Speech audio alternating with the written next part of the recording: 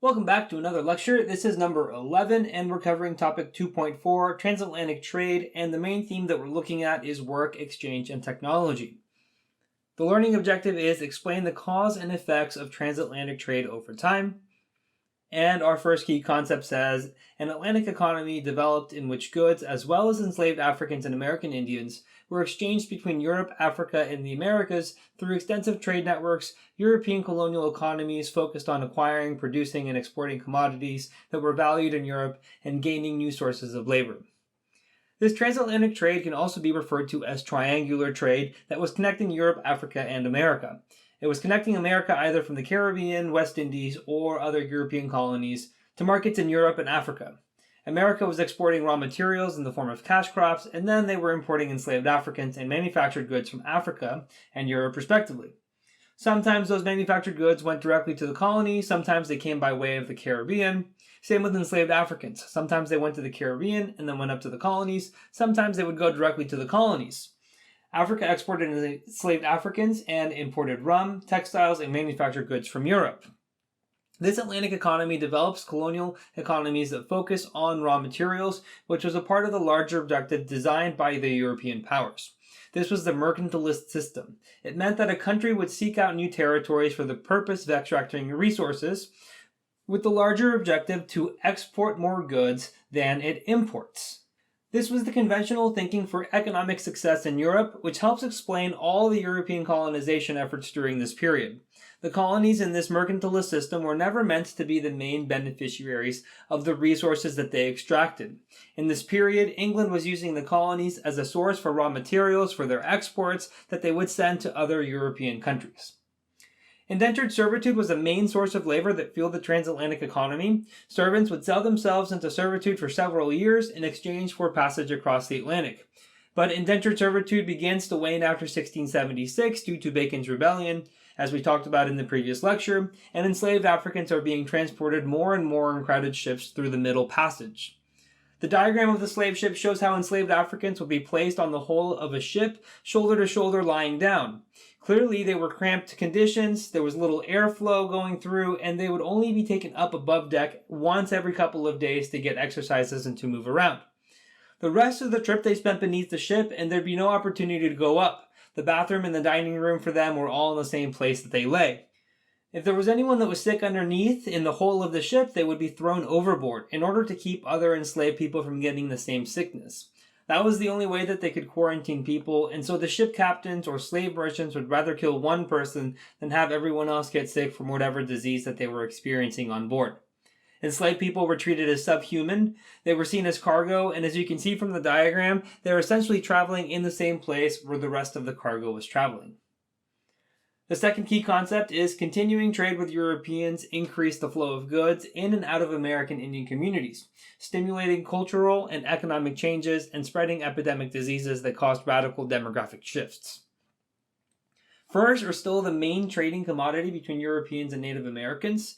Beavers were one of the most popular type of pelts traded across the Atlantic. The beaver pelts would be turned into hats and other types of fashions that were popular in Europe. In terms of cultural exchanges, in the western frontier, some might happen through intermarriage, though those were very rare amongst the English. Sometimes American Indians would adopt Christianity, and there was a short attempt to try and convert natives in the British colonies through the establishment of praying towns in New England. However, after King Philip's War, they became less popular. The picture on the screen shows a marker that delineates where these praying towns were, and the effect is that they tied some Native Americans more closely with the colonists. When the Revolutionary War began, some of these native groups will actually fight on the side of the American colonists. One of these pictures is also a memorial to the Revolutionary War veterans of this native tribe. Finally, diseases continue to negatively affect those native communities as they have fewer immunities than do the colonists. The last key concept is on imperial policies. This is where we talk more about mercantilism. The British government increasingly attempted to incorporate its North American colonies into a coherent, hierarchical, and imperial structure in order to pursue mercantilistic economic aims, but the conflicts with colonists and American Indians led to erratic enforcement of imperial policies.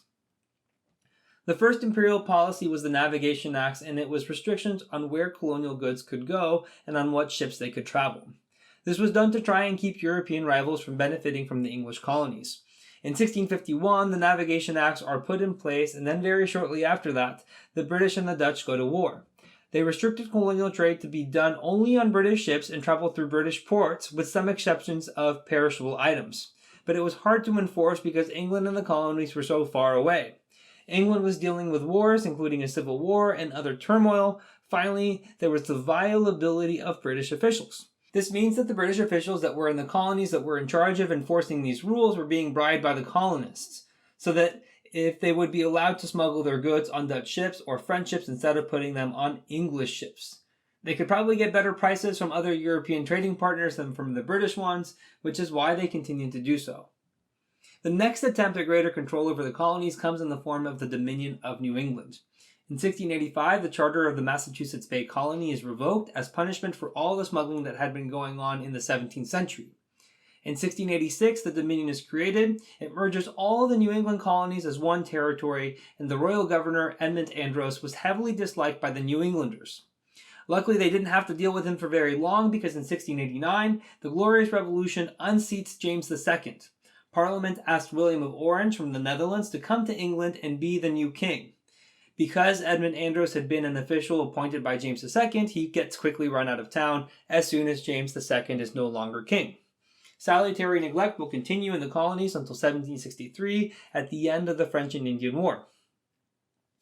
Finally, to recap, triangular trade connected the three continents, America, Europe, and Africa. Interactions with natives are continuing. There were some interactions and activities that were trying to convert Native Americans near the British colonies, and mercantilist policies were enacted as a result of competition amongst European countries.